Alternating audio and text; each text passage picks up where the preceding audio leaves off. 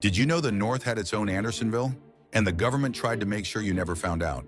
While Union newspapers called Confederate prison camps proof of Southern savagery, something horrifying was happening in Elmira, New York.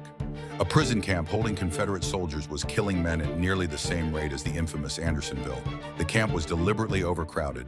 A creek ran straight through the center, carrying raw sewage. Prisoners had no adequate shelter heading into brutal New York winters.